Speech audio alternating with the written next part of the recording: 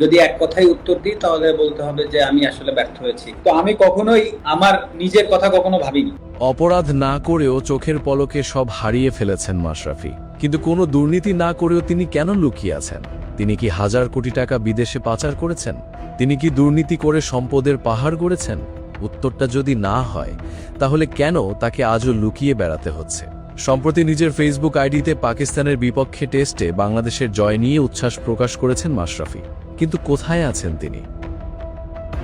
নড়াইলে তার বাড়িটা ছিল তার শৈশব, কৈশোর আর পুরো ক্যারিয়ারের একটা জীবন্ত জাদুঘর। ১৯ বছরের ক্যারিয়ারে অর্জিত সমস্ত মেডেল, ট্রফি, জার্সি আর হাজারো স্মৃতি মুহূর্তের মধ্যে পুড়িয়ে ছাই করে দেওয়া হয়েছিল। যে ক্যাবিনেটগুলোতে সাজানো ছিল দেশের হয়ে জেতা অসংখ্য গৌরব, সেগুলো আজ কেবলই কয়লা। বাড়ির সামনে মুরালটা ভেঙে ফেলার চেষ্টা করা হলেও কলার উঁচু করে রাখা মাশরাফির সেই অবয়ব এখনও টিকে আছে। বাংলাদেশ জাতীয় ক্রিকেট দলের সাবেক অধিনায়ক মাশরাফি বিন মর্তুজা ২০১৮ সালের একাদশ জাতীয় সংসদ নির্বাচনের ঠিক আগ মুহূর্তে আওয়ামী লীগে যোগ দিয়ে দলের মনোনয়নে নড়াইল ২ আসন থেকে সংসদ সদস্য নির্বাচিত হন। সংসদ সদস্য নির্বাচিত হওয়ার পর নানা জনবান্ধব কর্মকাণ্ডে নিজেকে সম্পৃক্ত করে নিজ নির্বাচনী এলাকার জনগণের কাছে প্রশংসিত হয়েছিলেন তিনি। তবে আওয়ামী লীগের রাজনীতিতে যোগদান করায় সেই সময় ব্যাপক সমালোচনার মুখেও পড়েছিলেন। তবে যোগদানের পর বেশ ভালোই চলছিল মাশরাফির রাজনৈতিক জীবন। নড়াইলে নিজের শক্ত অবস্থানও গড়ে তুলেছিলেন।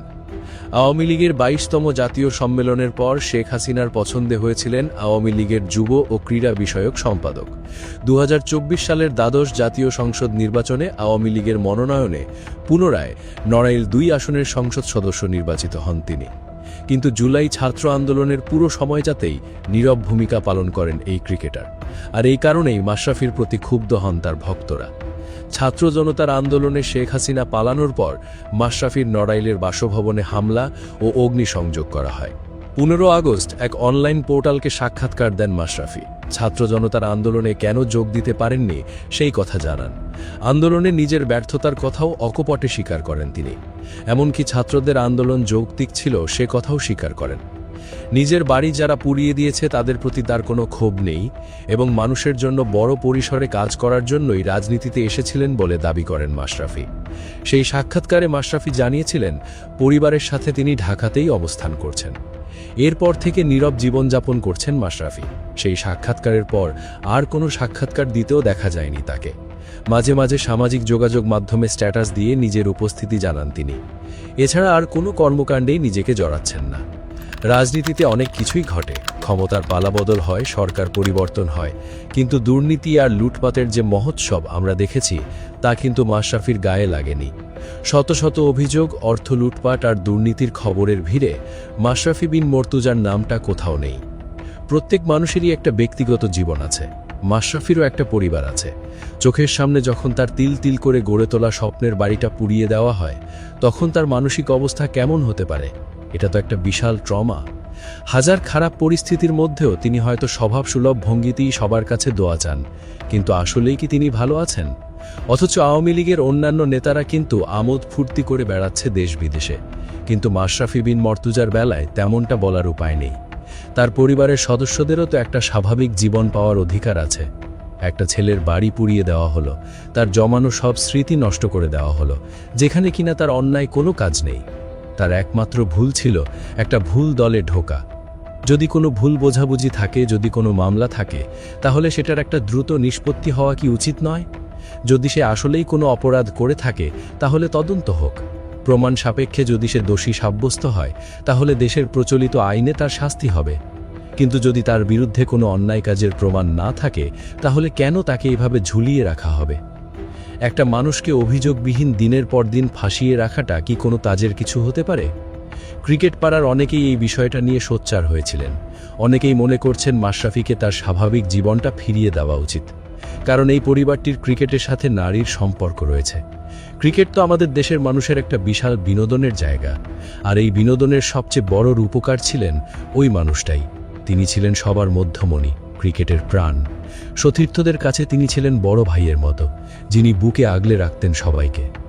এখন অবশ্য ক্রিকেটে তার আর ফেরার দরকার নেই, কিন্তু যদি কোনো অন্যায়ের সাথে তার সম্পৃক্ততা না থাকে তাহলে সাধারণ নাগরিক হিসেবে তাকে সামনে আসতে দেওয়া হোক, এমনটাই বলছেন অনেকে। তিনি তো চাইলেই পারতেন অন্যদের মতো বিদেশে বাড়ি গাড়ি করে আয়েশি জীবন কাটাতে, কিন্তু তিনি তো সেটা করেননি। তিনি পড়েছিলেন তার নড়াইল আর দেশের মাটি আঁকড়ে। অথচ আজ সেই নড়াইলেই তার সব কিছু ছাই হয়ে গেছে। যদি বলতে হয় তাহলে তার সব কিছু কেড়ে নিয়েছে আওয়ামী লীগ, অন্য কেউ নয়। মানুষ ক্ষিপ্ত ছিল, রাগের আগুন গিয়ে পড়েছেন মাশরাফি আর তার বাড়ির উপর, কিন্তু এই সব কিছুর সূত্রপাত আওয়ামী লীগ। এমন একটা দলের হয়ে মাশরাফি রাজনীতিতে প্রবেশ করেছিলেন যাদের কোনো নীতি নৈতিকতা ছিল না। সাধারণ মানুষের কাছে তারা কেবলই ছিল স্বৈরাচার।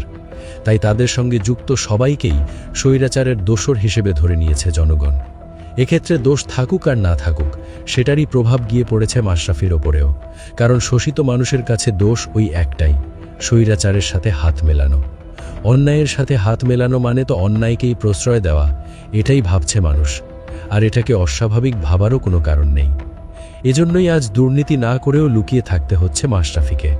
রাজনীতি যে একটা মানুষের ক্যারিয়ার কতটা ক্ষতির মুখে ফেলতে পারে, মাশরাফি বিন মর্তুজাই তার প্রমাণ।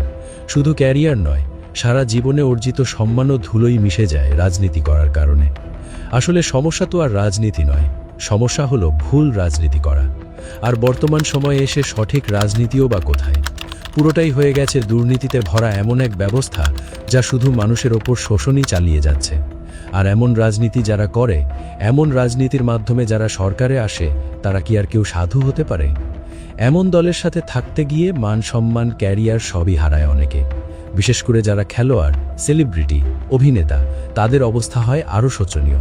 কারণ তাদের একটা ইমেজের ব্যাপার রয়েছে, তাদের ইমেজ ভ্যালু রয়েছে।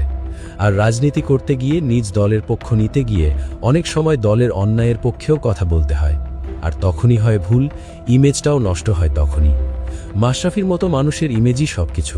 ইমেজ নষ্ট হয়ে যাওয়া মানেই মানুষের মন থেকে উঠে যাওয়া। সেটারই প্রতিফলন ঘটছে মাশরাফি বিন মর্তুজার মাধ্যমে। এই ইমেজ ফিরিয়ে আনাও সহজ কাজ নয়, বরঞ্চ অনেকাংশেই অসম্ভব একটা ব্যাপার। কারণ মানুষ একবার একটা খারাপ স্মৃতি মনে রাখলে সেটা সহজে ভোলে না। ঠিক এই কারণেই হাসিনার মতো স্বৈরাচারী না হয়েও আজ মাশরাফি খেসারত দিচ্ছেন। সবচেয়ে বড় অপরাধীর মতো লুকিয়ে বেড়াতে হচ্ছে।